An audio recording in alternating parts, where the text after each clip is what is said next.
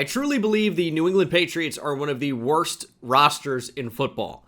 I like a lot of their players. I love some of the things they did in the offseason, like bringing in Milton Williams. I think he's quite a quality player. I think Stefon Diggs could help in the development of Drake May, who I truly believe is one of those guys. I think Drake May has the goods. I think he is going to be one of the next great quarterbacks of the NFL, top 10 type of guy every year, but he needs more talent around him. It's not just better play calling, which would help, but better talent at receiver. They're trying some things. They just traded Jalen Polk away after spending a top 40 pick on him to the Saints. They got a nothing back is essentially what they got. Nothing. And the offensive line, man, really, really not good. So we're going to step in and we're going to see if we can make some changes. Sorry for the jump scare, by the way. I tried to shave a little bit down, and then I ended up having, I took a little bit off this, a little bit off this side, and then it was looking very Charlie Chaplin-esque. There is another guy who popularized it. Maybe popularized doesn't feel quite right, but there was a gentleman who,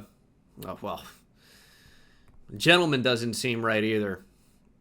There was a real scoundrel, maybe about 80 or 100 years ago,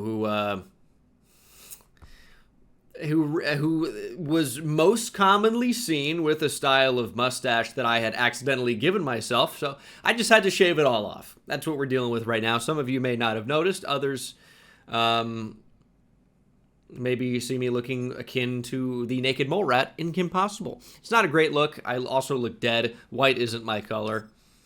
I don't know. What are we talking about? We're doing a Patriots rebuild. That's right. Well, this is the team, and I do think there's potential here. They're just kind of a long ways away.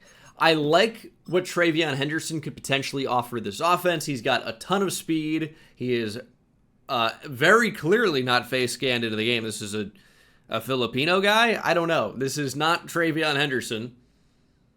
He has decent speed, though, at running back. Decent trucking, actually. And he's a really good receiver out of the backfield as well. I think Travion Henderson's going to be able to develop quite well. I want him starting as soon as possible. Ramondre Stevenson can be our power back, but Henderson is going to get bulk touches for sure. As I talked about, I'm a huge Drake May fan. I think he's a really special type of talent, and I think a lot of Patriots fans have already seen that. But if you're just box score watching, you probably don't know just how good Drake May is already. But as with any young quarterback, there's a lot of development that needs to be done. And at receiver, there's not really a lot of great options. Now, there are some solid options. Stefon Diggs used to be one of the great receivers of the NFL. Not quite that same player anymore. I like Pop Douglas as a rotational guy. Not a wide receiver too, probably right now. But maybe that's where Kyle Williams comes in, a prospect I actually liked quite a bit coming out of Washington State. He's got pretty good speed. I think he's a solid route runner, and he doesn't really drop the ball. He's got kind of an extra level of juice sometimes going to get the football and with the football in his hands. I really like Kyle Williams as a player. We need to develop him overall, but I think it can be done. He's young. He's got star development probably. There is something to be done there. And then maybe, honestly, their best receiver right now appears to be Kayshon Boutte from LSU. Now, I dropped him in fantasy in my Dynasty league last year at the end of the year so I could draft players. That maybe wasn't the most ideal because he's playing quite well. And this was a player at LSU who, in his prime, early on, was a monster player. Monster at LSU. It's not going to be talked about just how great he was off the rip for the Tigers, but had a lot of things go on at LSU in the final year or so there. You can look into that stuff. It's kind of insane. And then, of course, in the O-line, you bring in one of the most athletic interior players in Jared Wilson, and then a really, really good athlete in Will Campbell. A lot of talk about his short arms. And I think it is somewhat warranted because that stuff does matter in the trenches, but technically he's very solid. I think he is a better run blocker than it would indicate here based on his ratings. He's a mauler at times, so I'm excited to see what Will Campbell can end up becoming. And then defensively, there is a lot of work to be done. Granted, Got one of the best corners in football in Christian Gonzalez. That's great. Christian Gonzalez is a great player. I really like Keon White. Marte Mapu had an interception the other day. I know Harold Landry had a big week 1. I'm not sold on Harold Landry. He's 29 years old. He's not the future of this team.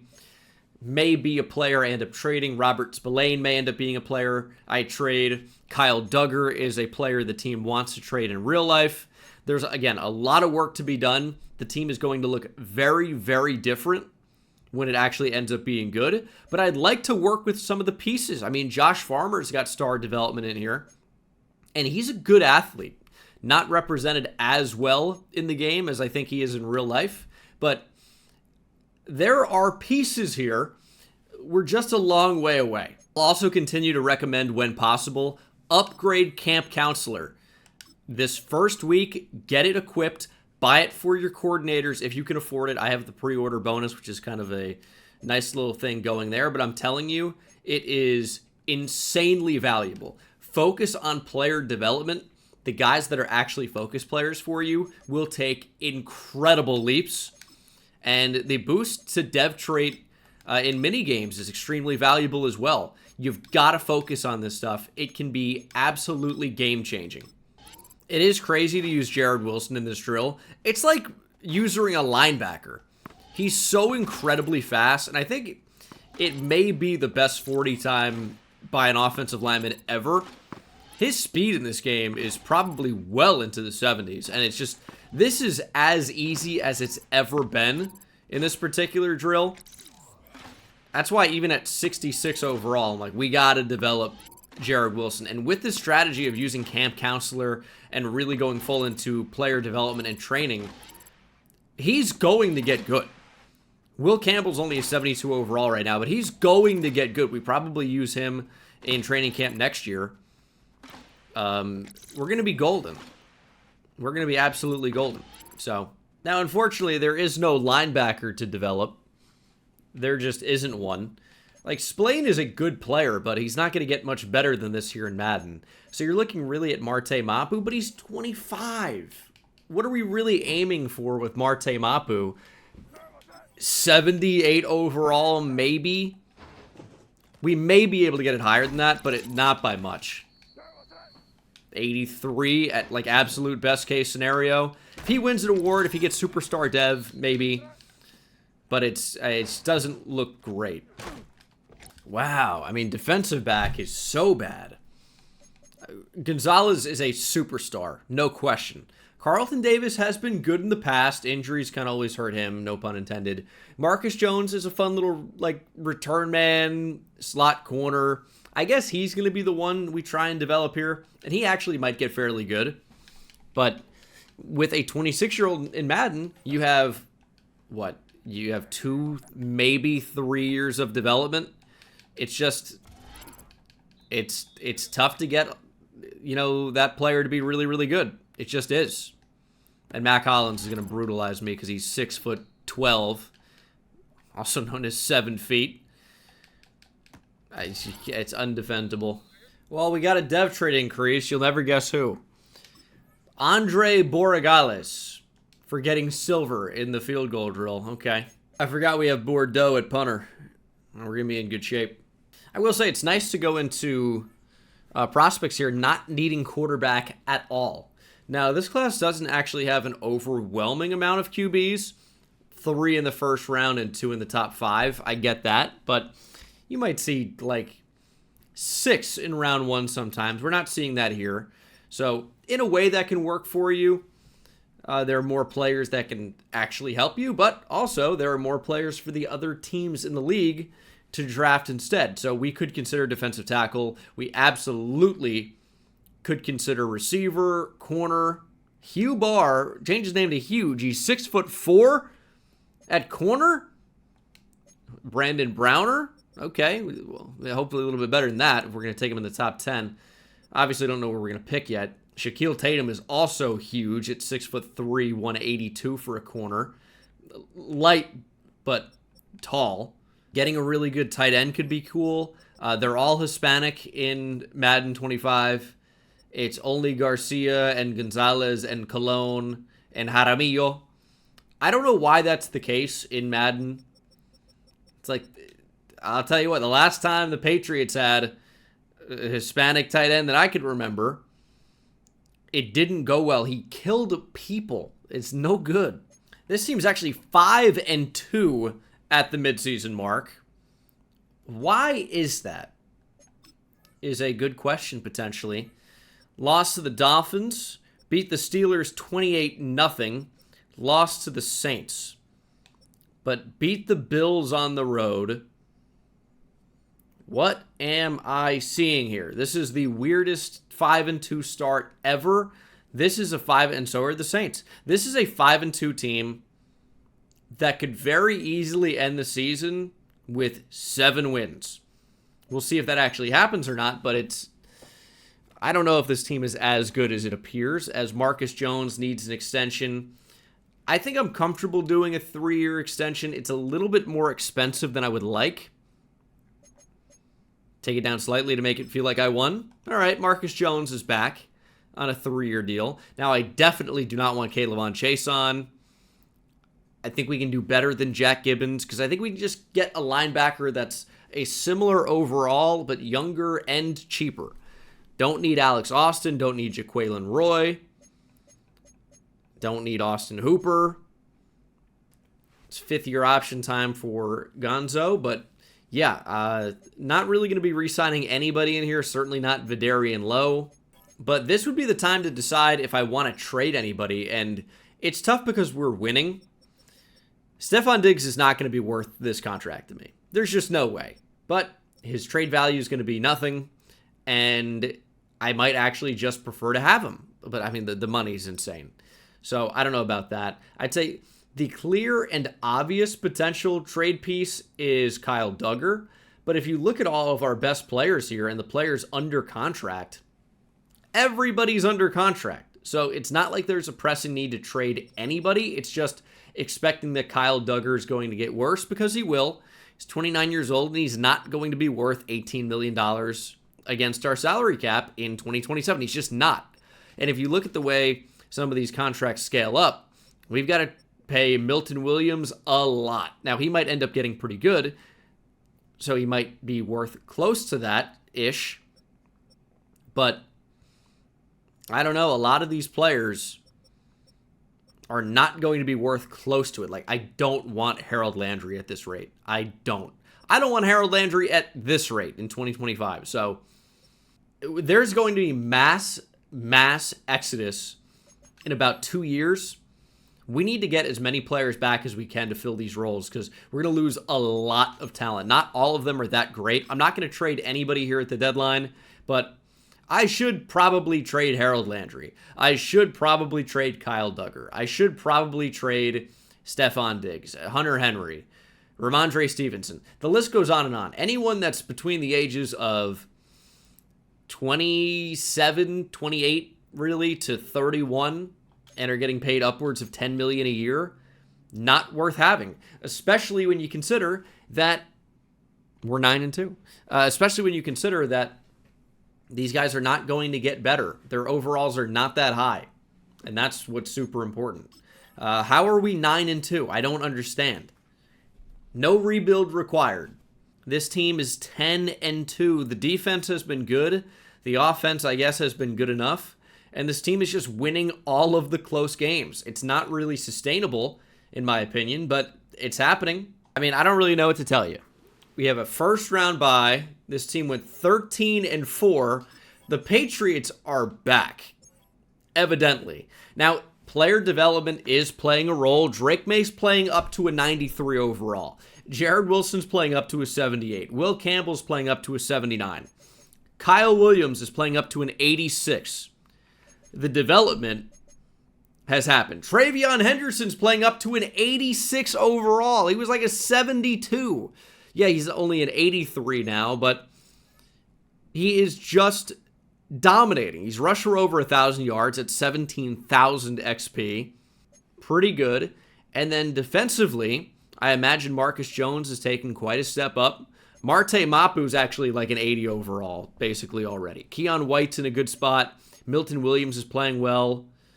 Marcus Jones is playing up to an 86. Not all these are real overalls. The fact that we're winning so many games means that this team is getting a huge morale boost. So everybody's playing above their actual ability. But the fact that in year one, this was the best team in the AFC is shocking. Drake May had a very good season, though. 3,800 yards, 33 touchdowns to 10 picks. Rushing, TreVeyon Henderson did hit that 4-yard per carry number. Had over 1,100 rushing yards, just barely. 6 touchdowns, did not put the ball on the ground. You got to love that. Receiving, Stephon Diggs with a big year. Close to 1,200 yards and a touchdown. That's kind of weird. But 10 touchdowns for Kyle Williams. He averaged 14.2 yards a catch. Hunter Henry was number 3. And then Pop Douglas in there at 8 touchdowns. Very, very nice year. Then defensively, Robert Spillane with many tackles. 8 for a loss for Keion White and Milton Williams would lead the way. Barmore and Landry both had 7. And then double-digit sacks for Keion White. Big year for him. We actually did get a good number of interceptions as well from Marte Mapu and Marcus Jones, Robert Spillane, and then a number of other players getting just 1. But we have a first-round bye in year 1. The Dolphins won 12 games. The Bills won 11. Nobody in the AFC North was particularly good. This is quite an interesting year. This is an 81 overall team that just won 13 games. Okay. And all that probably, as we lose to the Dolphins twice in the regular season, all that to lose to the Chargers in the divisional. They're an 80 overall. Now, I have developed this Patriots team a little bit, but the fact that this team is an 83 in year 1 and the Chargers are an 80, it's just shocking. We'll see the result of this game. We keep winning close. We win close every game, it would appear. Not this one. 38-17. Our season is over after winning 13 games. We lose in the divisional. And that's just how that goes. It was so predictable. And it happened. Packers beat the Ravens in the Super Bowl. Jordan Love wins Super Bowl MVP. Joe Burrow wins league MVP. And he might be out for the entirety of the regular season, it would appear, with turf toe. So something to monitor there in real life. But here in the game, of course, Bengals playbook, West Coast spread scheme. He wins MVP every year. Because playbooks are as dependent as they've ever been, or stats are as playbook dependent as they've ever been. I know EA said, oh, they're less dependent. They're not. You know how I know? Because I see the same thing every year. I want to throw for a lot of yards. You know what playbook I'm going to pick? Bengals playbook. Aaron Rodgers retires. Cam Hayward retires. Cam Jordan retires. Nuke is gone. Stafford steps away. A lot of the older players you'd expect. Joe Tooney. Ooh. Kind of screwing over the Bears there. But we're going to head to free agency. We have $30 million in available salary cap, which obviously has jumped down quite a bit because of a lot of these contracts going from, okay, we are $8 or $9 million against the cap compared to now $20 million. So Diggs is a good example. Apparently, Hugh Barr is one to watch at the Combine. And Chase Moran is a strong man. Okay. We know Nathan Moore is a top talent in the draft, top 5 talent. B finesse moves, C block shed, A power moves, A tackle, elite strength, great speed. Yeah, he looks like a top 5 player. He's really, really good. Would we want to take him over Josh Farmer, who we have on the team already? That would be who we would be replacing potentially, and it's a possibility. I don't know what we want to do just yet. I want to find out a lot more about some of these players before we really make any type of decision. Jonathan Bates at tight end, elite speed, acceleration, and agility, ran in the 4.4s at the Combine. Catching is slightly concerning, but he's going to have really high spectacular catch, probably 81 or 82. A catch in traffic's probably going to be 81 or 82. He may be worth a top 10 pick. Sounds crazy at tight end, but it may not be. Bo Turk is a strong name. He's got a lot of great. I'm considering it. Got to pass the name test. And I just don't think we're going to be able to sign anybody in free agency. We are not going to have the money if we go crazy. So it's just not going to happen. Ivan Pace is just not going to happen either. I'll just keep Marte Mapu, I suppose. Nothing crazy here in free agency. We're just going to prepare for the draft. This is a Patriots type receiver. Dorian Patchett. He's going to fit right in. First round talent, slot receiver, elite acceleration, agility, change of direction. This is the guy. Round 3 to 4, we're going to be all over that. So we pick at number 28. I don't know what's going to be available at that point. The player that I really want, that I think would help us out a pretty significant amount, as Chase Moran is a top 5 talent. Maybe that's the draft pick. Plug and play at right guard or even left guard, and we could slide over Wilson to center. It's not a bad idea, but the player that I really want, that I think is going to be really worth taking, is Hugh Barr out of Auburn. Expected to go top 8, A-man, B-press, B-zone, great speed, elite acceleration. That's the guy. And then we have CB taken care of for the rebuild. Gonzo, Barr, Marcus Jones in the slot. So I'd like to ideally pick at both number 8. Not going to get Nathan Moore. But also number 20. How do we make that happen? A lot of D tackles off the board here already. Green, Moore, Oakley in the top 6. Browns have really invested in their D-line. And Bo Turk going to the Cowboys at number 7. So if we're going to move up for the corner, it's got to happen right now. Ooh, did we get any dev trait upgrades? That's going to be the interesting thing. You can see the new updated overalls, and a lot of them look very, very good. Marcus Jones is up to superstar. Carlton Davis needs to be traded. Stephon Diggs could be traded. See a lot of players with 1 year remaining on their deal. We need to make more money, and you can't really make more money. You can just get rid of bad money. And Hunter Henry's got superstar dev, but is not in a good spot otherwise. Mapu's got 1 year left. I mean, everybody's got 1 year left. I need to start making trades. So this isn't the worst thing. The Raiders want defensive tackle.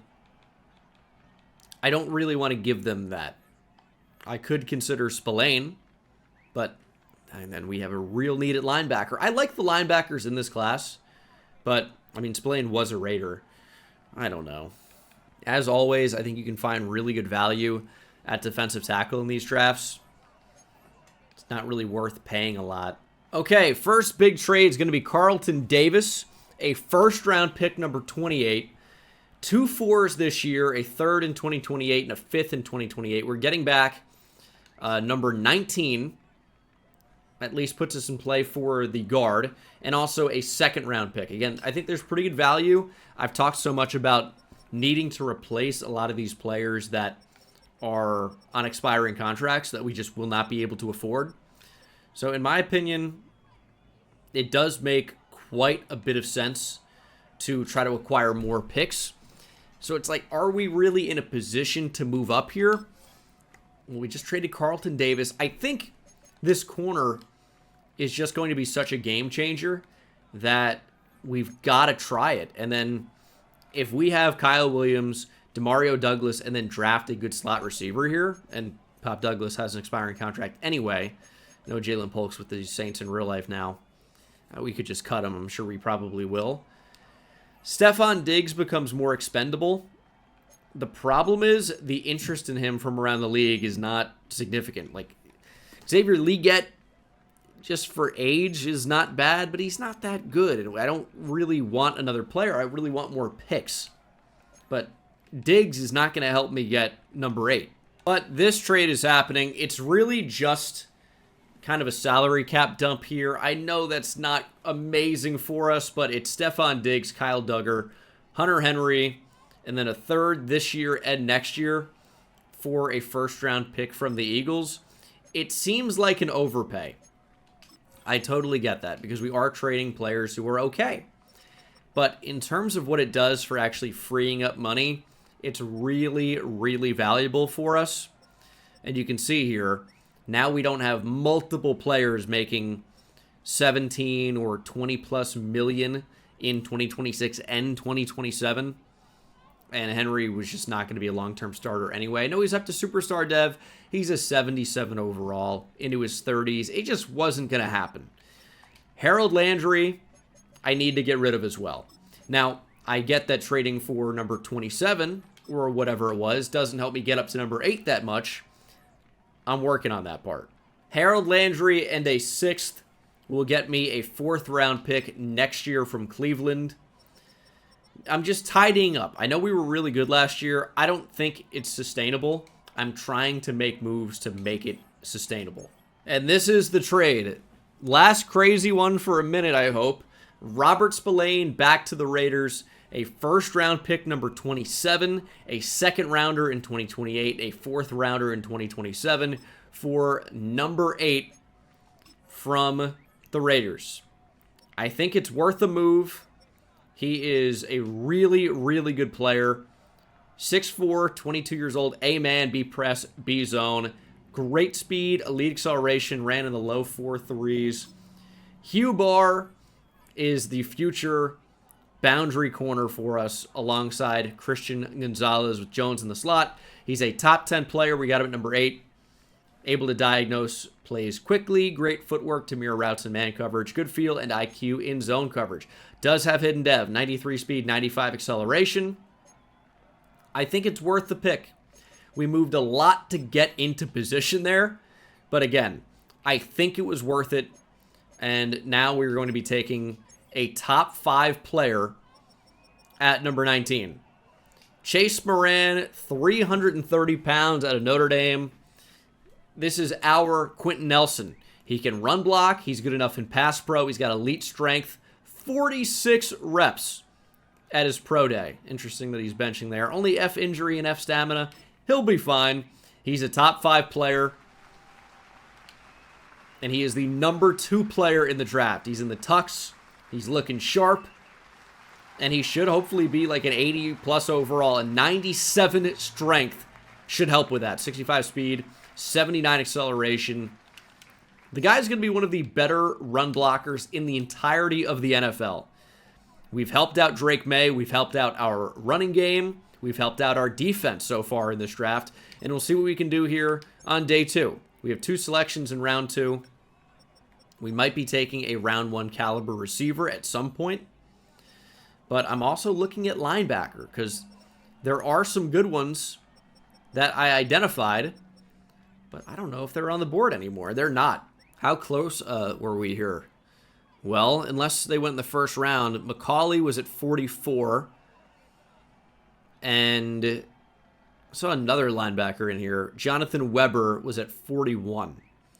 So it's not really in a great position here. Zach Beckwith, did we like him? I think there was a safety. Ramondre Stevenson and this 2nd round pick will get me a 1st rounder next year from the Cardinals. That should be our last trade of the draft. I like that move for us a lot. I really do. Dorian Patchett goes to the Rams at 58. That is the player we were going to take here. And he is no longer on the board. The Falcons will give me a 2 and a 3 next year for this 2nd round pick and a 4th next year. This is not exactly how I wanted the draft to go. I still think we did pretty well, but definitely missed out on filling some pieces of players I traded away. Our 2026 is not going to be nearly as good as 2025. I don't think it was going to be anyway. I know I traded away a lot of players, but I really feel strongly about, it had to be done. Mark Duran here. Slot receiver potentially in the 5th round. Round 2 to 3 talent. Looks like a Patriot type of player. Big time speed, only normal dev, but 95 speed. Really, really good athlete. But is already 24 years old out of Pitt. All of my favorites are off the board, even the players that were expected to go undrafted.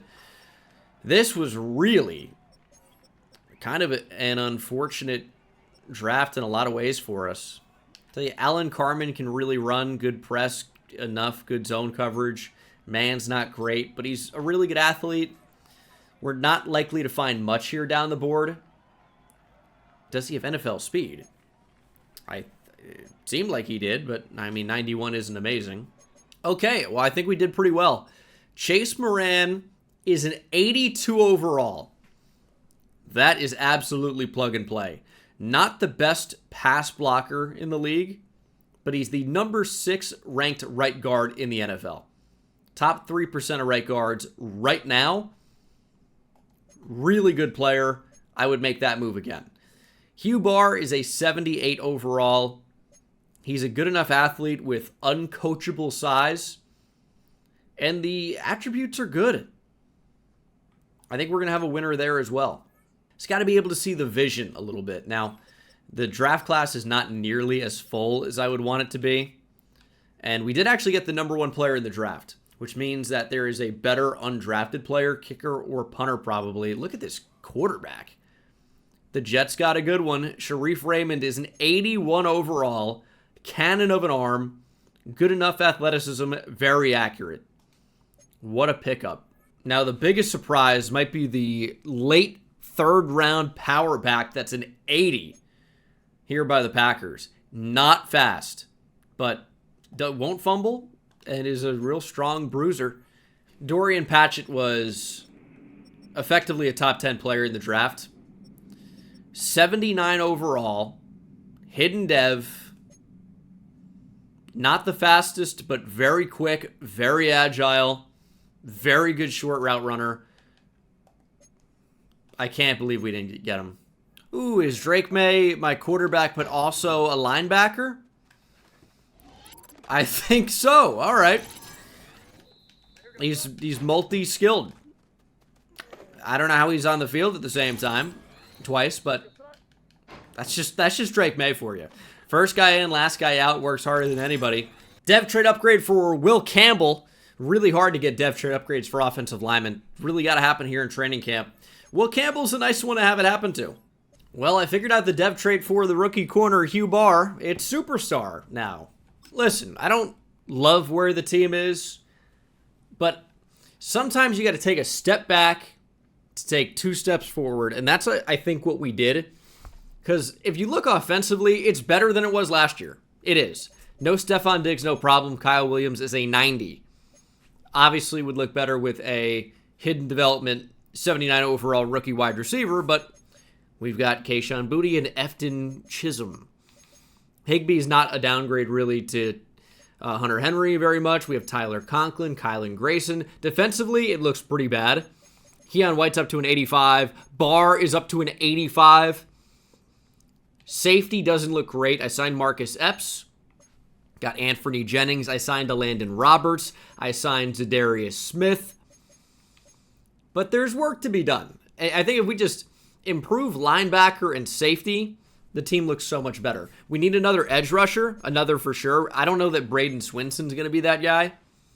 I like his potential, but I mean, he's just not there. And he's not going to be there for me. Mid-season mark, we are 4-3. Again, it wasn't ever going to be as good as it was last year. Demario Douglas needs an extension, as does Keon White. Douglas is probably going to be like $10 million a year.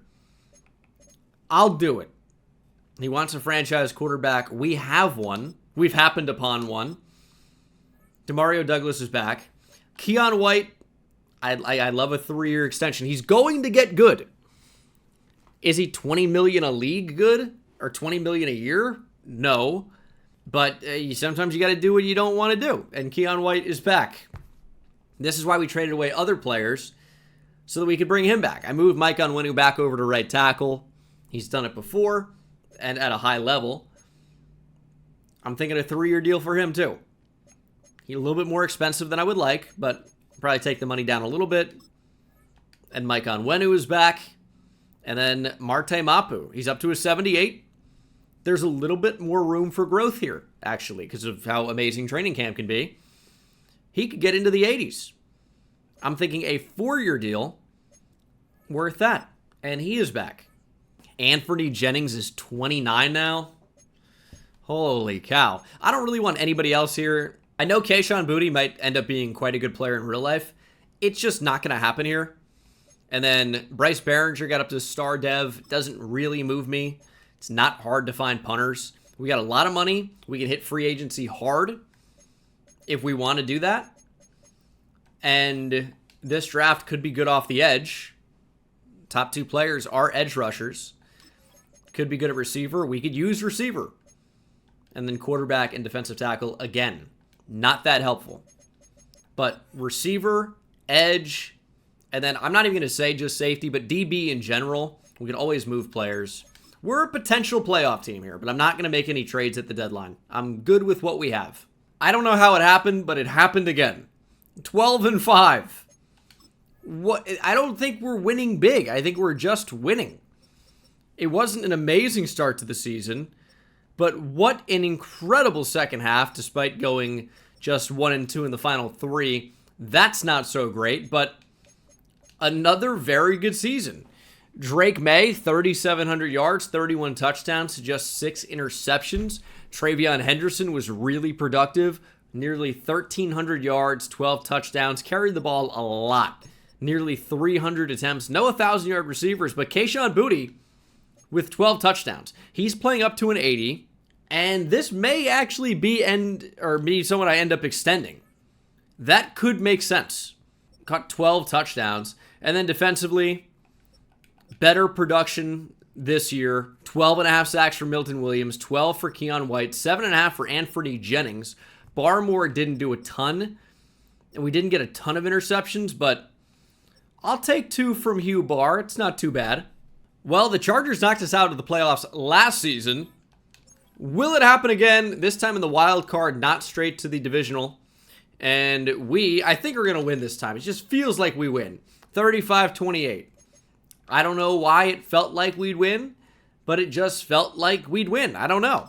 Last year, okay, that was not that. Last year, it just didn't feel right. This year, it felt right. Drake May, 4 touchdowns. And look at this. Justin Herbert plays great, and his team can't win a playoff game. I get he hasn't always played great in the playoffs, but sometimes does, for sure. And we're going to beat the Chiefs too. You know why? Because they're better than us, and they're at home. We got no chance to win this game, which is why we advanced to the AFC Championship. That's all it takes. You just can't win, and then you win. 31-15. Drake May, better than Mahomes. Absolutely. It's proven to be true. Mahomes got sacked 5 times. Jelani Tavai, Christian Barmore, Christian Ellis had half a sack. Del Pettis. That's not a real name. We have like 30 half sacks. We're sending heat. AFC Championship. This one, I don't know. It doesn't seem good, but you never know. Ravens, Patriots. It's a home game. Why do I feel bad about it as a result? I don't know. But Drake May is on an unbelievable playoff run. Truly. 4 touchdowns in the wild card, 3 in the divisional. How about 5 in this game? That's not going to happen. I would take 2. Take 2 touchdowns. That would be cool. 6 minutes on the clock. Can we knock out the Ravens? Up 3. Down by 4, touchdown Baltimore, but a touchdown for New England gives us the lead 10-7. Defense playing great. Offense with another touchdown. And another touchdown. 24-10. A minute on the clock. Inside 60 seconds. Bring down Lamar Jackson. And the game! Good pressure. I'm fine with a catch. Totally fine with a catch. Keep the clock moving. It's not like Lamar can spike it here. Get pressure. And it's intercepted! Lamar can't win in the playoffs either. Jelani Tavai with the pick. The Patriots are headed back to the Super Bowl. Drake May has led his team all the way. Ravens can call their timeouts. It won't matter. It won't matter. 24-10 is probably going to be your final. And that is the ball game. 24-10 is your final 13-5 now on the regular season, and the playoffs are the Patriots. 2 touchdowns for May, 200 yards passing, and then rushing, not really a lot to speak of. Defense, kind of outplayed. But you know what? Picks by Tavai and Gonzalez are the difference in the game. Patriots headed back to the Super Bowl. Super Bowl time. Packers, Patriots. I'm trying to think of a Packer-Patriot. It doesn't feel that easy for some reason.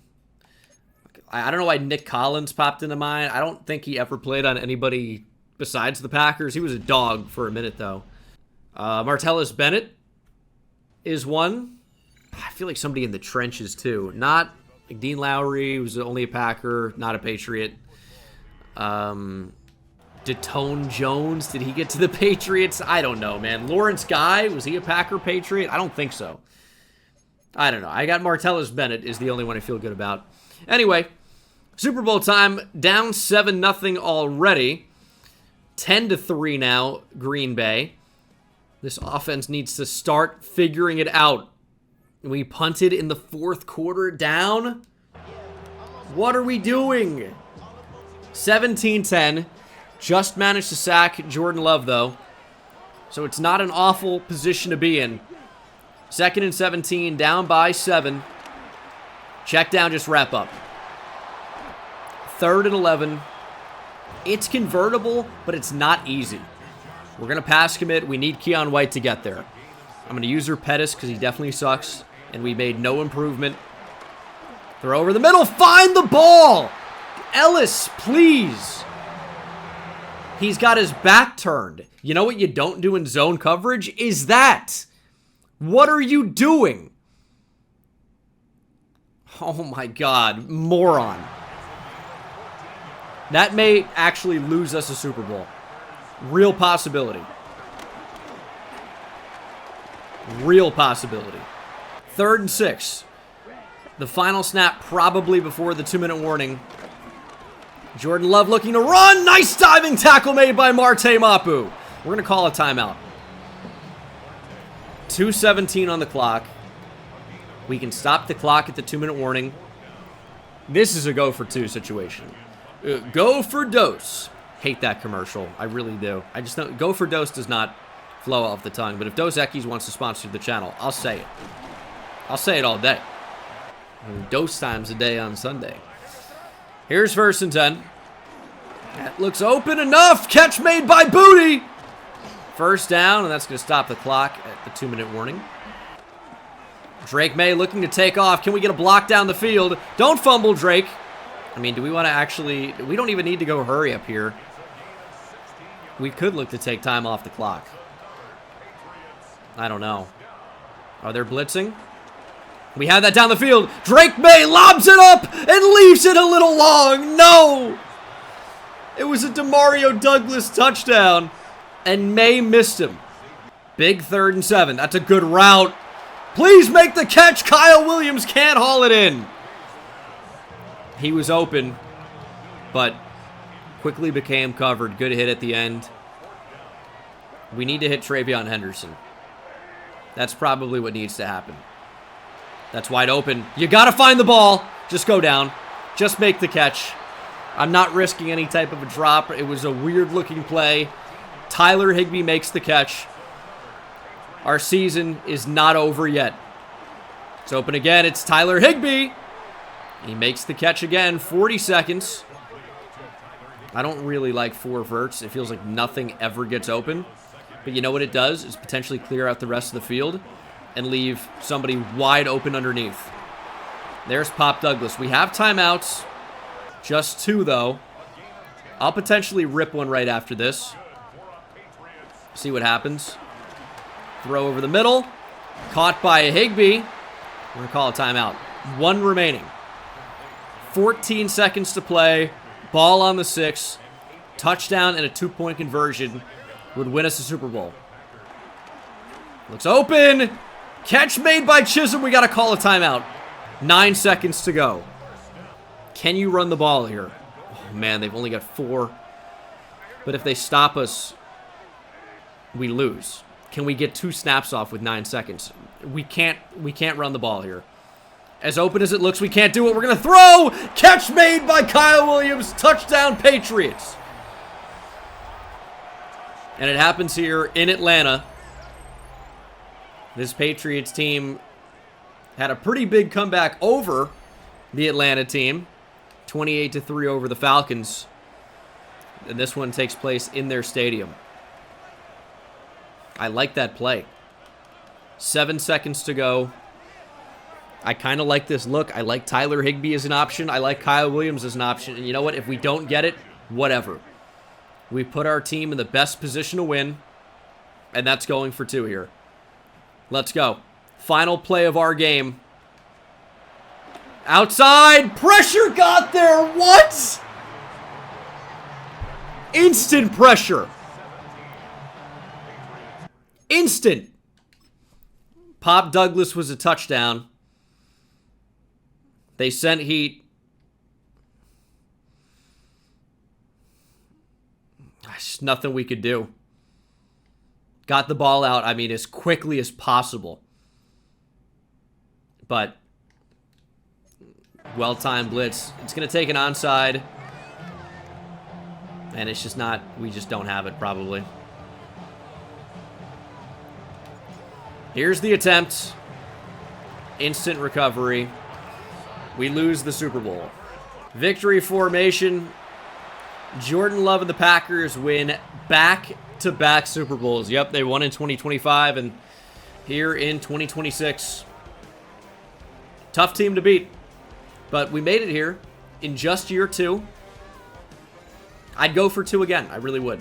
2026 for season recap. Justin Herbert won MVP. I think it's the first time seeing that. Nothing really to report for us. Jordan Love, Super Bowl MVP. We may have some dev trade upgrades. We may have some Rookie of the Year stuff under the hood. Of course, Moran does have Superstar Dev. Very nice. Not a whole lot here. I mean, Kyle Williams is up to a 95 overall with morale, which is crazy. Oh, who are you? Marcus Jones. All right, I know who that is. Up to Superstar X Factor. Very nice. Very, very nice. But we need more help on defense. I've got my eye on an edge rusher. I don't know how we're going to be able to move up for him.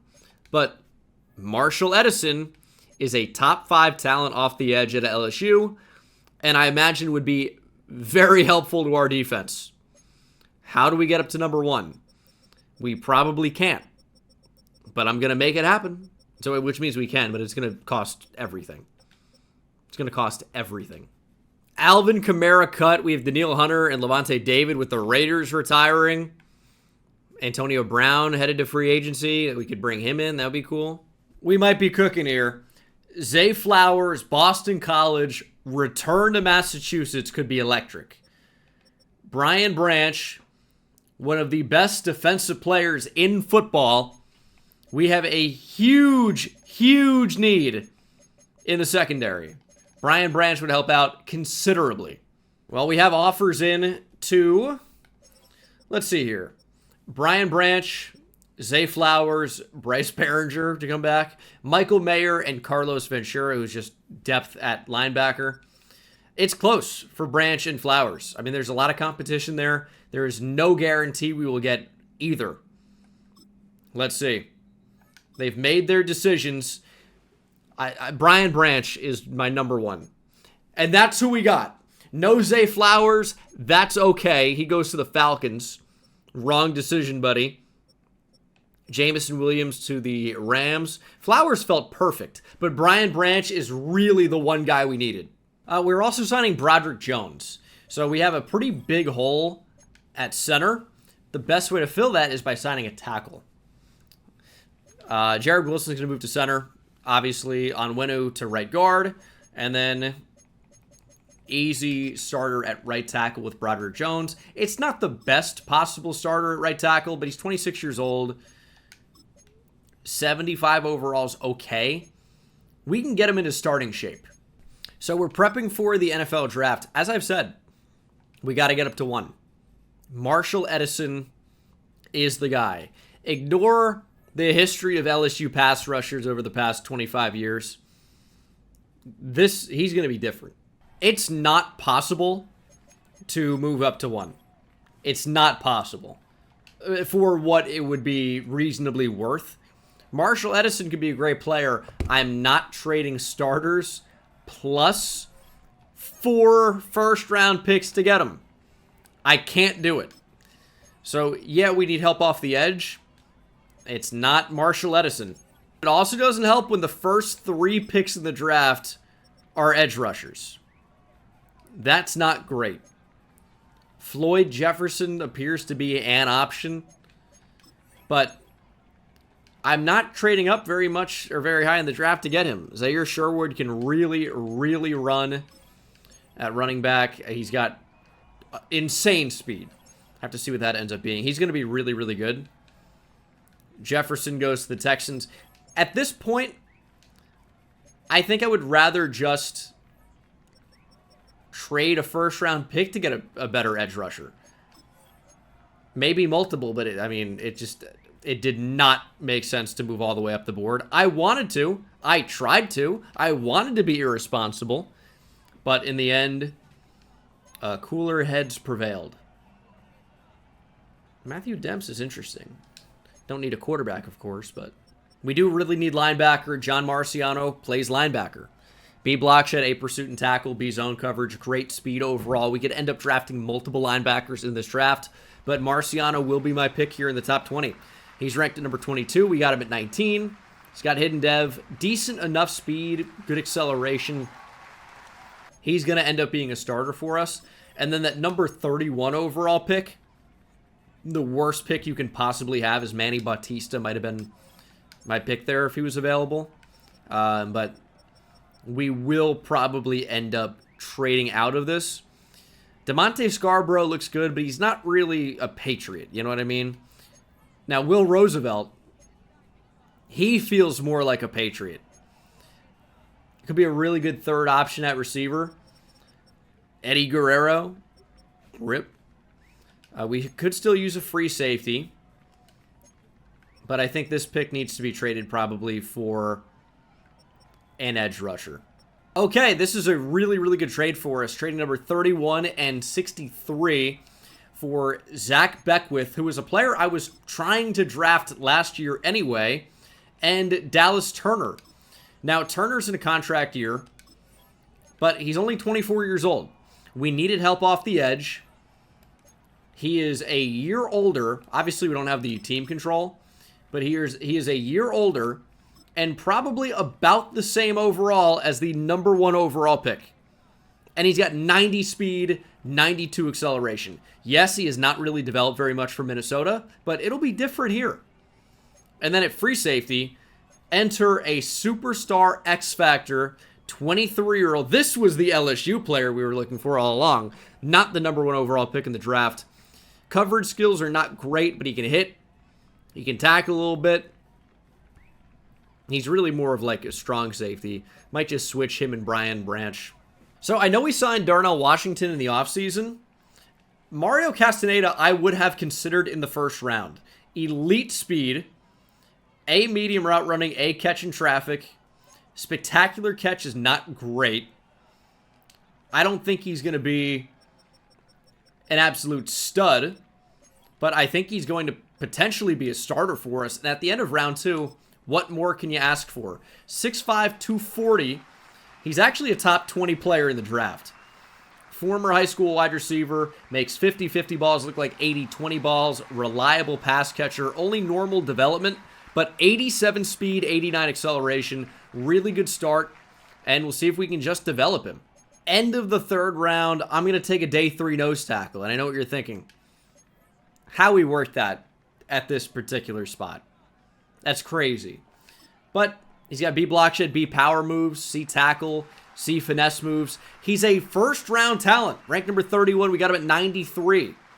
Hidden dev at 95 strength, 76 speed, 82 acceleration. This is the steal of the draft. And he may have been available on day 3, but he was more than worth the pick. Okay, draft recap. Let's see how we did. Feel pretty good about it. John Marciano's a 75. Mario Castaneda is a 75. Howie Worth is a 74. Not really that bad of a haul for us, although maybe the draft in general just was not that great. Marshall Edison, okay, there's a lot to take in right here. Marshall Edison was the 5th highest rated player, along with Trent Woodard, so I'm glad we did not make the move up. That would have been crazy. Dontrell Benson, 80 overall corner. Zaire Sherwood, 96 speed, 95 acceleration and agility. Really, really good. 80 overall. Jordan Revron is an 81 overall, 3rd round fullback, and it's an 82 overall for Glenn Burks. Bengals finally looking to protect Joe Burrow. But yeah, I think we overall had a pretty solid draft here. Well, big upgrade for the rookie tight end. They always get 2 skill points, or like any receivers. This one just gives 2 skill points, which is crazy. Because I thought they all just gave 1, but actually I'm seeing that Bucket Drop gives 2 as well. It must be because it's more difficult. I'll never get gold on this one, so it's not even a worry, but it'd be cool if other ones got 2 skill points, not just receiver, and Bucket Drop I'm not counting. It's new and I hate it. I know receiver needs to get a boost here as we go into this next season, but there isn't a guy right now that makes sense. I think that the perfect guy would have been Zay Flowers. It just didn't work out. But as you can see, like Castaneda is already up to an 83. Kyle Williams is at a 91. Nobody's being impacted by morale at this point. Marciano had star dev. I think the addition of Beckwith is going to be massive. Now, do I just play Worth over Farmer? He probably only had star dev, but he is going to be younger. He does have more team control. He's a better overall athlete. I just think his potential is higher, which I guess makes Josh Farmer a bit more expendable. But I'm not willing to commit to anything at this point. I would say just finding a receiver is going to be the biggest thing. And I'd like to extend Dallas Turner before he gets unbelievably expensive, but his overall is already up quite a bit because of training camp. So not really sure what to do just yet as Ohio State receiver in the top 2, Zachary Welch. This is just Jeremiah Smith. How do we get this guy? Drake May, 1 year remaining. He's going to get incredibly expensive. Incredibly so. Gonzo, 1 year left. He's also going to be insanely expensive. He already is very expensive, though. But it's like, do we have the money to go out and get a big-time receiver? Dallas Turner is going to be incredibly expensive. I would be shocked if we were below 20-ish million a year. So it's tough. I feel like Christian Barmore could potentially get moved. But not a lot of expiring contracts for the most part, but the 2 that we do have are just wild. If I can somehow trade Jelani Tavai to get something, I think that would be good. We really just don't need Jelani Tavai anymore. I can play Carlos Ventura at Sam. He's not a sub linebacker anyway. I feel like a 3rd receiver is just way more important than keeping Jelani Tavai, who is kind of expensive anyway for what he is. He's got superstar dev. Okay, I'm intrigued by that. I'm not going to lie. I'm just going to accept that. Earl Fisher is an X factor. There's some value there. Can I get a better pick, though? Instead of 2 mid-rounders or 2 day 3 picks? Maybe so. All right. I'll acquire a 3rd, and I'll trade a future 5. And then Tavai and a 5th are headed to the Bengals for Earl Fisher and a 3rd. Now, his overall is really, really bad. I don't know if he's fast. I don't know if he can do anything well. But I do know that he's got the best dev trait you can have. Like, I know we were supposed to go out and get a receiver. I get that. It just didn't happen. Really good in zone coverage, actually. Kind of just looks like a safety. Josh Farmer, Craig Woodson, and a future 3 gets me Doug Montgomery. He was a receiver on the Cardinals, buried on the depth chart, was on their trade block, and he is an upgrade over Jalen Polk, who should not be on the team. He's 76 overall. He is not fast. But he's got star dev. He's young. He has team control. What does he do well? Spectacular catch, medium route running, release. He's a prototypical style X receiver and adds some much needed size into this receiving core. Okay, Gonzalez is here, May is here, and Dallas Turner is here. Turner does not want to be back, but what is he asking for? Oh, so much. But it's really, like, definitely worth it, though, is the thing. We need him. He does not want to be here. That's kind of tough. It would be close to 30 mil a year. Oh, man. 101 million over 6 years in just salary. And you know what? He signed it. I know that seems like a lot, but he's going to be really good. We have 51 million in remaining cap room, which should be enough to sign Drake May. Maybe. He wants to be here. I'll give you a massive contract, but I need to take this down a little bit. Just a little bit so I can afford to pay a team around you. And Drake May returns. We got a bit of a discount there. A bit. But we cannot afford Christian Gonzalez after signing Dallas Turner. I think Turner is incredibly important, but we need to make just a little bit of money. Massive deal for May. Where do we save money here? I mean, it's probably Christian Barmore, but he's good. I don't really want to trade Christian Barmore. I don't. Where are we for 2028? May is getting paid now a ridiculous amount of money. It's Barmore. I like Christian Barmore. I do. I know it looks like we overpaid for Broderick Jones, but we needed a tackle. He's going to develop a little bit. It's got to be Christian Barmore. It has to be done. Now, our top need is supposedly defensive tackle. I don't agree with that. Howie Worth, I think, is good. Barmore does have a decent bit of trade value, but we might need to add a little bit if we want to actually find a long-term starter at the position. And it's not like the Bears want him, even though defensive tackle is supposedly their top need. He's probably not even going to have yellow interest from anybody. Oh, okay, there's one team. The Packers, but they can't afford anything. Christian Barmore, a 3 and a 4 next year, as well as a 6th this year. Gets me a second-round pick from Atlanta. I just don't know who's going to play defensive tackle for us. And apparently that's created a big gaping hole at Sam. Don't really know how that works, but we know we have Ventura there, who's, I think, fine enough. And then I do need another defensive tackle. In terms of overall trade value, I think Marcus Jones stands out as the one with the most that I could potentially trade. But the offers back are not great. Like Trent Edison could be good. Dion Henley would be nice. I think he's a stud. Okay, this is the trade. I hate to trade like an actual Patriot because I want this team to look somewhat like we developed the talent they already had. But Marcus Jones, 2 second-round picks, 2 fourth-round picks, gets me Tavondre Sweat, Hookem, and a first-round pick, which I think could end up being quite valuable there from Tennessee. We'll have to see. Their defense usually plays quite well. But we've made a lot of changes to the team. But who have we actually kept to build around? Kyle Williams, Travion Henderson, Drake May, Demario Douglas, Will Campbell, Mike Onwenu, Jared Wilson. It's a lot of the players that were actually here. And I really didn't want to trade Marcus Jones, but I really want to keep Christian Gonzalez. So we had to trade Christian Barmore in order to keep Gonzo. And then Earl Fisher is going to be able to play. Now he's got Superstar X Factor. He could end up getting pretty good. We'll see if these moves end up making us a better team overall. I feel like they do, but it's hard to say.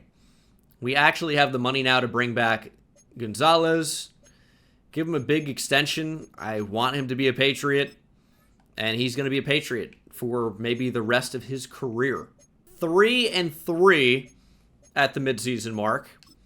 It's just a tough spot because I don't really believe in these playbooks, but over the past couple of years, it just resulted in win after win after win. And it's a lot of close wins and a lot of close losses. So it's tough to predict what this is actually going to look like. Obviously, it's the best version of the team we've had. We're an 89 overall, 91 offense, 88 defense. It's a great team, but it's not really resulting in a dominant team up to this point. And in the NFL, we don't really see dominance all that much. It's a lot of teams that just find a way to win, like the Chiefs. But we're not really finding a way to do that often this year. So there's absolutely still work to be done. And Fisher's got to be starting the slot. I mean, that X factor, we just need to take advantage of that. There's no way around it. Ooh, we did not make the playoffs. 9-8, not a playoff team. And again, we're doing the thing where we just lose games at the end of the year. The Dolphins won 13 games. The AFC North is back.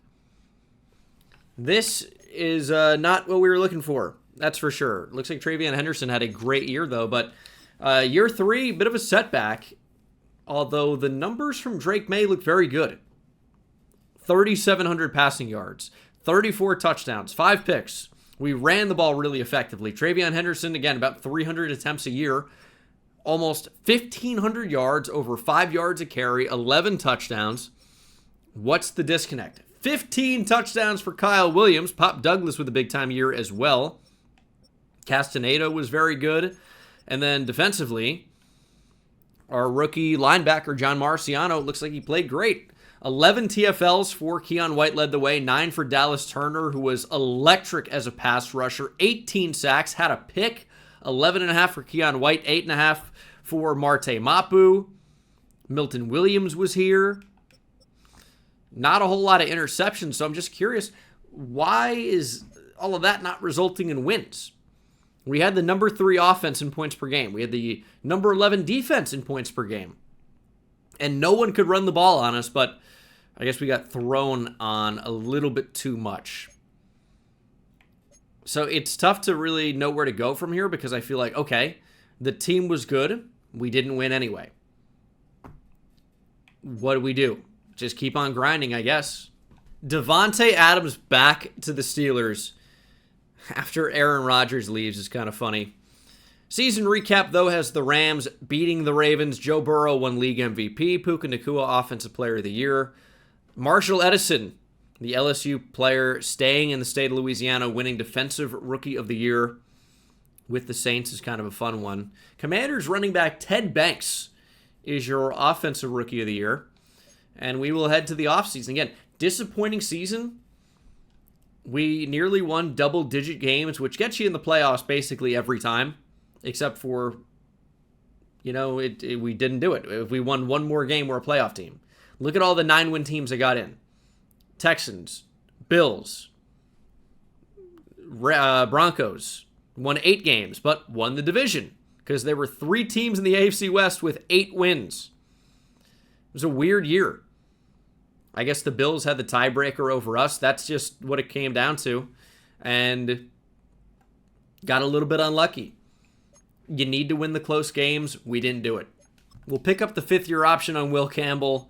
Jalen Polk is not going to be back, of course, because he's not even on the team in real life, but he also didn't play here. It was an interesting thing that happened with that. Heading to free agency, our finances aren't great, but they're not terrible.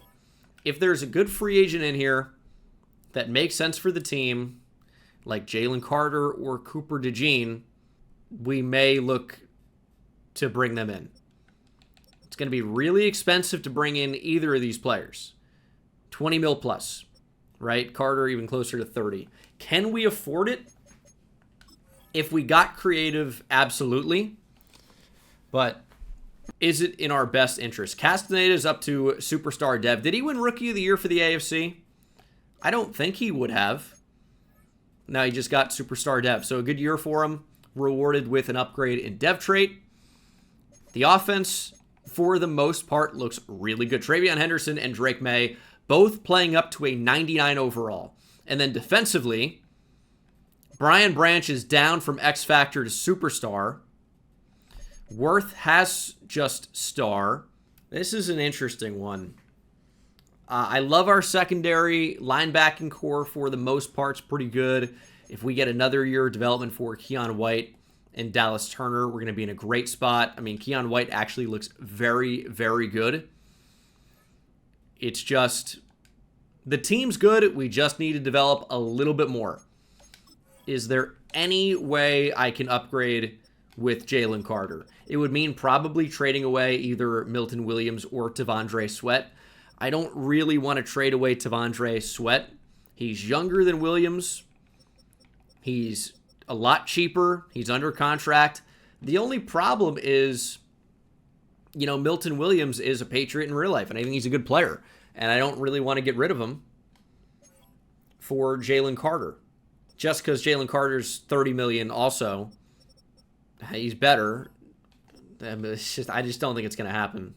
Got to re-sign Kyle Williams, Travion Henderson, this entire real-life draft class. I mean, this is our year to go all in. It really is. So restructuring Drake May, I'll add money to the back end of this. I'll free a little bit of money up. So Drake May, he was already going to be incredibly expensive. He's more expensive now, but not like considerably so in the time frame that we really have to worry about it. And then Brian Branch right now, we'll just add, I mean, it's only 15.6 mil for 2032. I'll add more to the back end of that. It's 1.6 million to the final 4 years of his contract to free up 6 million now. We've got more cap space. We will have the ability to make an offer to either Carter or DeJean if we want to. At receiver, we'd be better off just drafting one. But making an offer to Carter or DeJean, I think, is a really good call for us.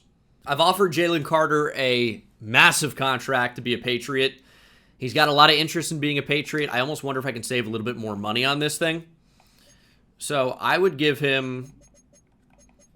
What about this? It's a lot of money per year, but it still could get us by far the best offer. I think just it's a more impactful position than third corner. DeJean's great. Jalen Carter is more impactful. And he should be a Patriot. And he is. DeJean out west, McKinney out west. What a secondary they're building with the Rams. But we got Jalen Carter. He's doing the Milton Williams thing. And I know we have T'Vondre Sweat. I know we have Worth. He can be a fourth D tackle. Sometimes you just got to go out and get the best player you can. Jalen Carter is a game changer. He is a spitting image of some of the best defensive tackles in NFL history. And I think it's a really good move for us. Is Mike Jenkins generational? Round one, run support, USC strong safety. He probably is. Okay, mock draft. Zachary Welch is a top 5 talent. A, catching traffic. A, catching B, deep route running. A, release. Very, very good athlete. Speed is supposedly only good, which is still good, but he ran in the low 4.4s at 233 pounds. You just got to factor everything in. That's pretty insane. The vert and the broad jump were first at the combine. The agility is just good, but he's 233 pounds. Very strong. Skill set is incredibly strong. If we can find a way to get Zachary Welch, that's going to be the move. It's a long way to go. We do not pick close to number 3 overall. We pick actually somewhat close to 3 overall. We pick a number 7. It's not actually a massive move up to 3. It really isn't. I also would consider a linebacker somewhere. We also pick at 17. Dude, we're moving up. Mike Jenkins is the pick at 17. He's just the best player in the draft, probably top 5 talent. It is the classic USC run support first round safety. He's generational. So we'll draft him and maybe even move him to linebacker. That's probably the move. Oh, that's very easy. Scotty Strong is also a crazy name. I need that to be said. But going into the draft, it really couldn't look much better for us because we should fairly easily be able to move up to 3, which is where this receiver is going to go. Steelers with a tackle, J.J. Hoover at 2. Vikings with a quarterback, Connor Hopkins at 2. I say Steelers with a tackle at 2? Steelers with a tackle at 1. And we'll trade up with the Giants. It shouldn't be that difficult. And I'm sure, as the Giants usually do, they'll beat the Patriots in this trade. Trading a first-round pick and a 2030 first-round pick for a 2028 1, number 3, and a 2029 2 from the Giants. So a second-round pick next year. We're going to be taking Zachary Welch from Ohio State. He is a top 5 talent in the draft, and it seems real. He's not like a fringe top 5 guy. He'll be at least a 78, 79 overall, if not even higher. He's a great player. Welcome to the Patriots, Zachary Welch. He's ranked number 5. We took him at 3. Reliable pass catcher, shows great concentration catching in traffic. Highlight reel catches are the norm. Hidden dev, 92 speed at 233. 94 jumping, 90 agility. 91 acceleration, 89 change of direction. He is a stud. And we know the skills are really good. B deep route running. B medium route running. Already good for his size. A short route running. Spectacular catch, catch in traffic, catching, and release are all A. He's decent after the catch. I might even have undersold him saying minimum 78 overall. He might be ranked even higher than that, as we'll simulate to number 17 in the draft. And thankfully, the strong safety is still on the board again. He's going to play linebacker for us. This is DK Metcalf. DeAndre. Close, though. Mike Jenkins doesn't look like the Mike Jenkins I remember, but A hit power. C-man, A tackle, B zone. He doesn't look like he's much, with only 4.65 at the combine. Decent speed, but elite acceleration, elite change of direction, elite strength. This is a linebacker. A tackle, A hit power, A pursuit, A play rec, A catching, A block shed, A awareness, B zone coverage. He's only 206. He can hang in the box, I promise. Mike Jenkins is your number 1 player in the draft. We took him at 17. Now, maybe he's number 2. We'll see. He's not below number 2, though. He is the number 1 player in the draft. Scouting report does this show on the screen. Generational talent. High football IQ routinely on display. Brings the thunder. I told you it's been a while since I've seen one of these USC generational safeties that were running rampant in every draft class. Well, they're still here. They didn't take him out of the game. 86 speed, 94 acceleration. I know he looks a little bit light. He's going to play linebacker. And he's going to be good at linebacker. Not Champ Bailey. The Broncos took Channing Bailey, a tackle. Very different. As we have made it to our pick, we can grab around 1 to 2 talent at wide receiver if we want to do that. 4.25 speed. Earl Woodson, welcome to the team. We don't really have a big-time deep threat. He's ranked at number 39. We took him at 53. He's going to have high 90 speed. 98 speed. Acceleration's not great. Agility and change of direction are. We had a slight need at receiver. Not anymore. Draft recap. Zachary Welch is an 80. The linebacker, that's actually a safety, that will be a linebacker, is an 86, but look how good Zachary Welch is. Look at the spec catch, the release. The route running's in a pretty good spot already. He is fantastic. Top 18% of receivers already, but let's check out the safety. If you see USC strong safety, you don't really need to look at him. And I really didn't. I just knew, because that's what Madden 26 is. 99 hit power. I'll pretend to be surprised by that. What? No way. 88 pursuit, 84 tackle. Block shed's close to a 70. It's a 69 like the man coverage. Nice. Yeah, I mean, he's going to play linebacker. He's light for it. I'm not going to tell you he's not, but he's like Marte Mapu in a way. He's not going to start at strong safety, but he was the best player in the draft, and we got him at 17 for free. So I'll move him to weak side linebacker. Marte Mapu to Sam. And yeah, his overall drops to an 83. But he's still really, really good. And he can't really rush the passer. Maybe he's just better at Mike. I know 206 is so light to play linebacker, but just got to trust me on this.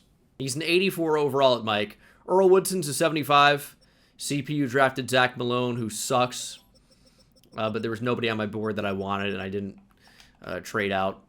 So, ooh, Tony Pierce. 83 overall vertical threat tight end out of Iowa. The Iowa tight ends, just draft them. This is what they've done in Madden 26. They take, if you're an Iowa tight end, if you're a USC strong safety, you're just juiced. 87 catching. Really, really good player. Run blocking's pretty bad, but really good player. And where did he even get drafted? End of the first round or close to it. This was a really stacked draft. I mean, Donnie Wallace was picked at the back end of the second round, and he's an 82. He's got 88 speed, 91 acceleration, another Iowa tight end. I'm telling you, if you see Iowa tight ends or USC strong safeties, draft them. There are definitely other archetypes, maybe Ohio State receiver, I don't know. But this is for real. And I'm curious why he looks better than the other tight end. Why is the other tight end rated higher? I don't know. Got to be something in there. Like run blocking maybe, strength. I mean, Jared Wilkins is really good. Another great guard down the board. This draft class in general was just stacked. It's as good as I've seen probably, right? Marte Mapu is significantly heavier than the safety we just drafted play linebacker, but Marte Mapu is like the former hybrid safety type at Sacramento State, right? So it's just, we want the best players on the field. This is how that happens. And Marciano is going to slide over to play Will. He's 247 pounds. Big old boy at safe or at linebacker. But it's a good fit. Finally, a dev trade increase for Drake May. It doesn't really matter at this point. But I guess now that he's getting $60 million a year, that definitely helps. Getting a good RB2 could be smart. Like a big-time power back. Is that what I want? We barely have any cap room. I do have some picks to make something happen, though. Let's just sign Trey Benson. We don't have to make any type of a trade. Trey Benson's just here. He's ready to be the power back. I'm in. So this is going to get Trey Benson up to like an 85-ish overall, which is going to put him in a pretty good spot. I just need a power back. Just need a goal line guy, chain mover. TreVeyon Henderson's great, but he can't get every single carry. And Trey Benson can't break any single tackle, unfortunately. We'll get gold, though. Keon White up to superstar dev. We'll take that. Training camp is just so important to do. Mapu becomes an upgrade over Carlos Ventura, and I'm telling you, Mike Jenkins is going to be well, I would say a star. He's going to be a superstar. X Factor. A little bit light, but we just got to get over the idea of what is weight. It's a fugazi concept. It doesn't exist. It's magic. In Madden, you might be able to play linebacker at 110. I don't know.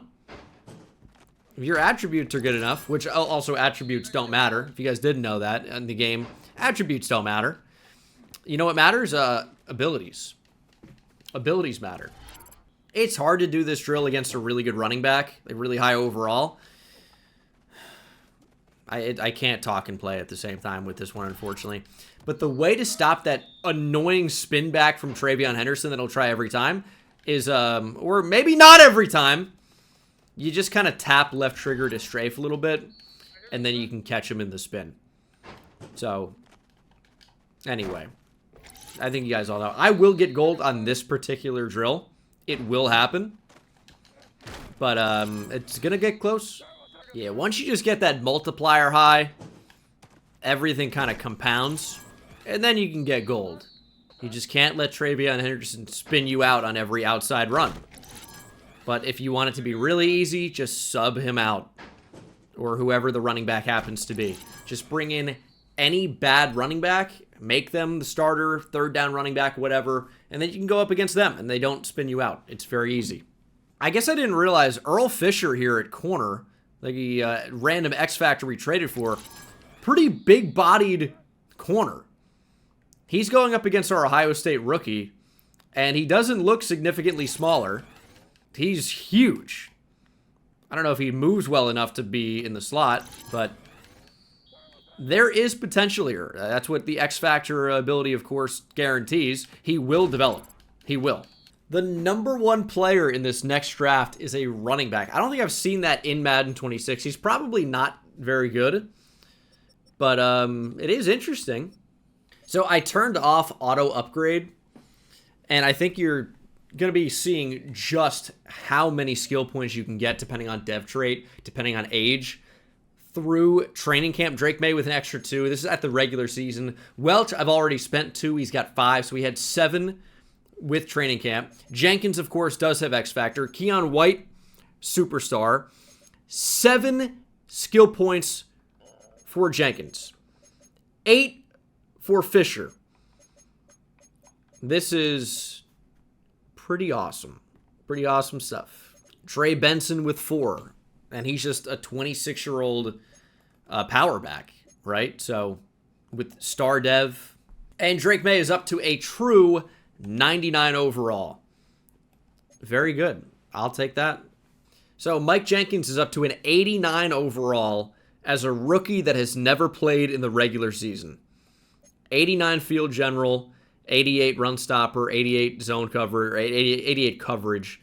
He'll never be able to rush the passer. I don't care. He can run, he can tackle, he can hit, he can cover.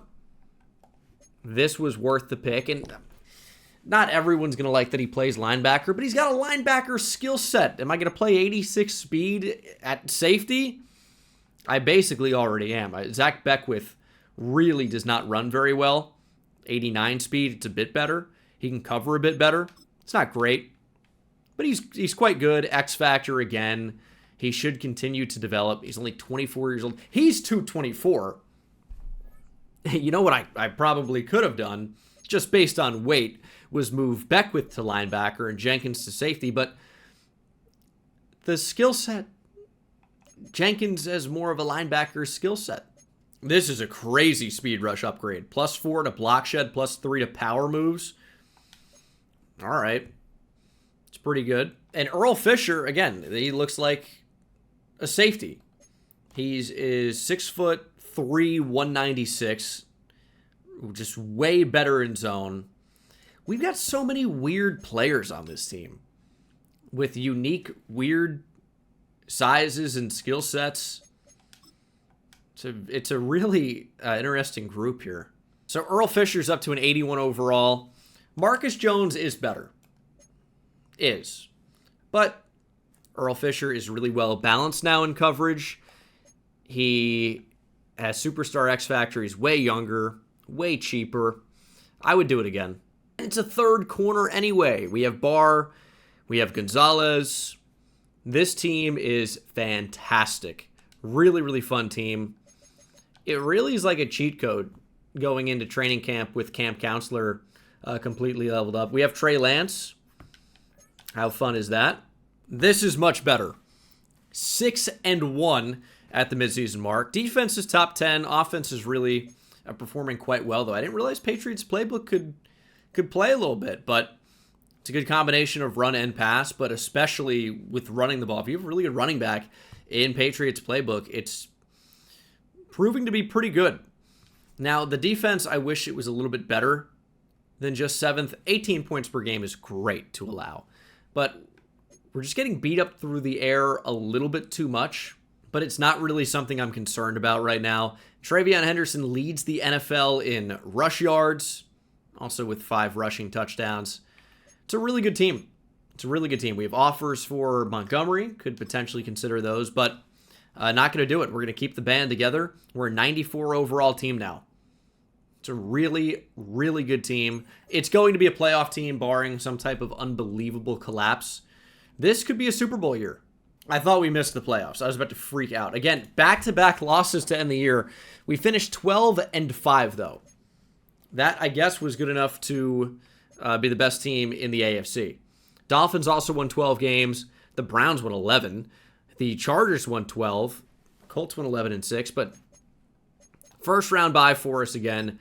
Drake May, not doing anything amazing, just taking care of the football and letting Travion Henderson eat, I suppose. Trey Benson, I think, performed pretty well as a backup. These are good numbers, but the offense wasn't anything special. Zach Welch with a pretty good rookie year. Kyle Williams was fine. Demario Douglas was fine. It's a lot of things just being fine. We honestly didn't score that many touchdowns this year. I mean, there are no even, I wouldn't even say close to outliers. There are no outliers at all. There's nothing even like particularly good on offense. 12 TFLs for Keon White, 9 for Jalen Carter, 7 for both Marte Mapu and Dallas Turner. Quarterback sacks, we're getting after it. Keon White, 16.5, 12.5 for Carter. Welcome to the Patriots. 11.5 for Dallas Turner. Milton Williams is doing nothing. Not getting a ton of interceptions, but what a rookie year for Mike Jenkins. 3 picks, 2 sacks, 4 TFLs, over 100 tackles. He's into the 90s. He's 21 years old and is a 92 overall, playing up to a 94 at 21. 21. First round bye in the playoffs. This is a Super Bowl caliber roster. I don't know why we're not scoring more points. 12th in points per game. Our offense looks like it'd be much better than that. Our defense is playing well, but just not scoring a lot of points. And when you score 3 points and 13 points, you're not going to beat the Ravens. You're not even going to beat the Browns. We need to score more points. And it's the Raiders in the division. Oh, the Tuck Rule game. Raiders, Patriots in the snow. The game that launched Tom Brady to superstardom in a way. This was a crazy game, or so they say. I was pretty young at the time, didn't realize the gravity. I would have been young. I was born in the 90s, but not that deep into it, right? So, Gillette Stadium. Gronk ready to ring the bell. No chance we lose this game with this big idiot in attendance. No, he's a great guy. Love Gronk, dude. But we're going to win. Gronk's got that special strength. I've never heard that bell ring so loud. Here we go. Let's go, Patriots. 7-0. 14-0. Oh, this game's over. Thanks for coming out, Raiders. You really gave it your all, and you are getting murdered in real time. This is sad to see. It's 34-0. They do get a touchdown. Honestly, at that point, you're kind of happy for them. They had a great season. They really gave it their all. And, I mean, Brooks Sheehan at quarterback.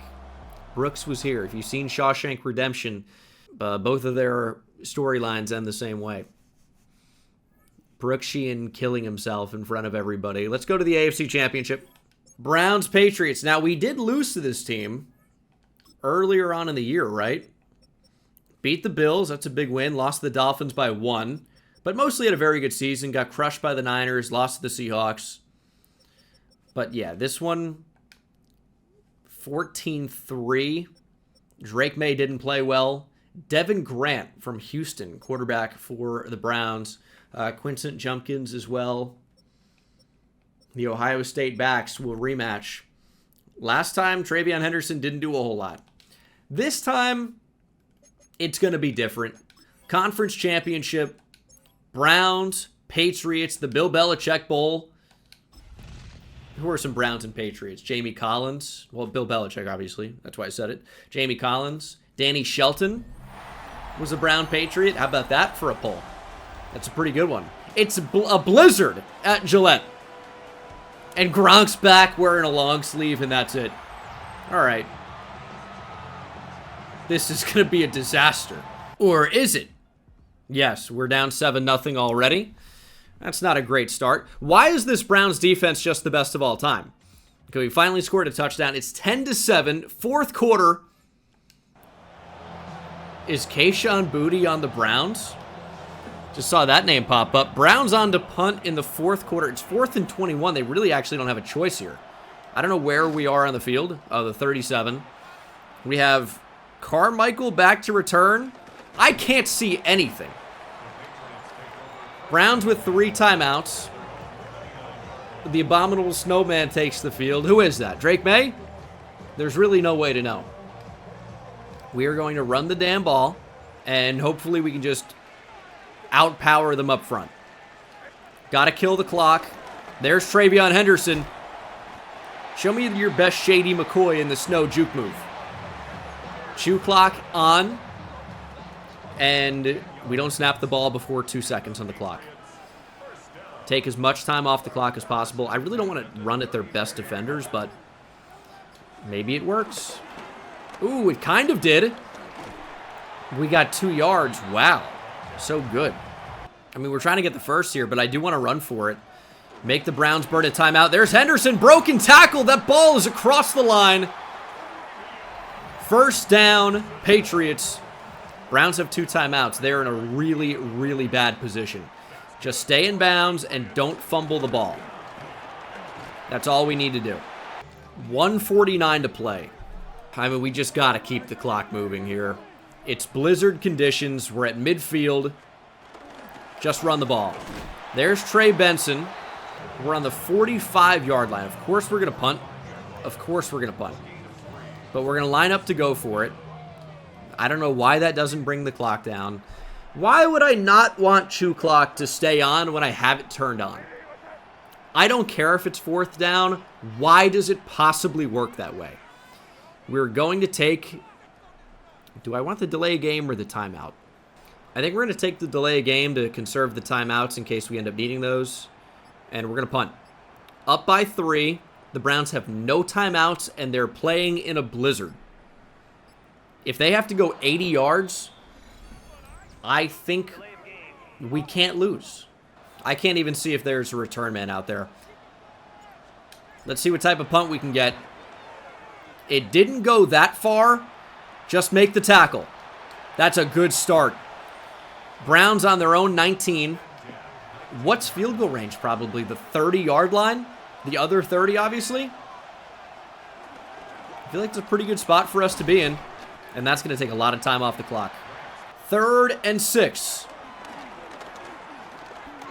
I mean, they're going to check down. Incomplete. 4th and 6. Super Bowl berth on the line. The Browns need at least 6 yards. Get to the quarterback. Throw on the run. I don't mind that. That's going to keep the clock ticking. They're going to need to get up to the line, spike the ball quickly. Inside 30 seconds, maybe even down to 25 by the time they get this spike off. They got like one more play over the middle left. This is where I need this pass rush to go to work. 3rd and 8. Get after the quarterback. How about it? Keon White with the sack. 4th and 15. Game on the line. The Browns need a miracle. Just get back. Quarterback under pressure. All day to throw. He checks down, and they lose. Brain dead. We survive in blizzard conditions. We win 10-7. And we scored 13 combined points against the Browns in our last 2 games. But that's all we needed. Oh my God. Patriots, Giants, Super Bowl rematch. Can I lose on purpose? Okay, this is an interesting one. Let's see the updated team. Drake May, X Factor. Travion Henderson, Superstar. Welch only had star dev. That's crazy to me. That is crazy. But the receiving core looks great. Defensively, I don't notice any changes to dev trait. Just higher overalls across the board. Keon White playing into the 90s is great to see. Now, the Patriots, based on overall, an overwhelming favorite here. That may not matter. Who's a good Patriots Giant player? I mean, I should be pretty good at this as a Giants fan. Shane Vereen. Danny Shelton. Why is Danny Shelton coming up so much? James White was not a Giant. But, who's a little back? Dion... Why am I blanking on his name? Dion Lewis. I don't know why I couldn't remember his name. Dion Lewis. I remembered it was Dion, D-I-O-N. Couldn't remember his last name. Dion Lewis. Am I losing it? I'll give you some other Patriots, Giants as to make up for it. Logan Ryan. Patriots 3-0 over the Giants, 6-0 into the half. Still anybody's ball game here. Touchdown for the Giants would give them the lead. But it's just field goals right now. 9-3. We've got the football. That's going to be the 2-minute warning. Giants are going to have to start calling timeouts, but a first down ends the game. Essentially. Like, not for sure, but puts us in a pretty good spot. There's a timeout. Brian Daboll looking interesting there on the sideline. Brian Daboll Mulan edition, I'm not sure. Who's another Patriot Giant? Dude, it's kind of tough to remember some of these Giants rosters because they've been so bad. Did Bear Pasco get to the Patriots? I have a list here. Nate Solder. How did I forget him? Nate Solder. Most recently, Corey Ballantyne. O'Shane Zimenez got to the Patriots. Jabril Peppers, of course. Jakob Johnson was a Giant last year. That's right. Marshall Newhouse, I would have got. I was going to say Martellus Bennett, but I'm like, am I misremembering him as a Giant? No, Martellus Bennett was a Giant. Jabal Shear, Akeem Ayers, Jonathan Casillas, Nate Ebner. I feel like I could have gotten all those guys with a little bit more time. It's kind of a bad time to get stuffed here. 4th and 4. Up 6 from midfield. We're going to go for it. Giants out of timeouts, but it's a different scenario. They need a touchdown. This is an aggressive call. I feel like it's the right one. I don't know if everyone's going to agree. You can win a Super Bowl with a first down. You could punt the ball to the Giants and say, hey, you can't score a touchdown in a minute. But that's a lot to say that you can't, or that your defense can be able to stop them from scoring a touchdown in a full minute. Throw to the outside. It worked that time. Didn't work to Pop Douglas. They sent pressure in the Super Bowl a year ago, or 2 years ago now. This time, we're able to get a clean throw off, and the Patriots have avenged 2 Super Bowl losses to the New York Giants. Still a long way to go. You got to beat them in the Super Bowl again to even tie. 9-3. Some of the most boring playoff games in the history of the sport. Browns, Patriots, and now Patriots, Giants. But we got the job done. Mike Vrabel wins a Super Bowl as a head coach, as well as, of course, as a player. Who are some? Woodrow Hamilton is a Giant and Patriot. I've never heard of this guy in my entire life. Had a start for the Giants in 2021. It was the only game he played the entire season. Woodrow Hamilton? Literally no idea who this guy is. He's played in 10 career NFL games, which is interesting. But his 17-game average is 17 games somehow. It doesn't make any sense. He started 2 games in his career, yet his 17-game average for starts is 3. It's interesting. He has never even played that many. Oh, God. Bengal learn how averages work on camera. But it's like, I get the theoretical versus the practical. Stupid. Anyway, that's the video. Patriots win the Super Bowl. The Dynasty is back. This team's set up, dude. 94 overall, 96 offense, 93 defense. I appreciate you watching. Hope you enjoyed, and I'll see you in the next one. Take it easy.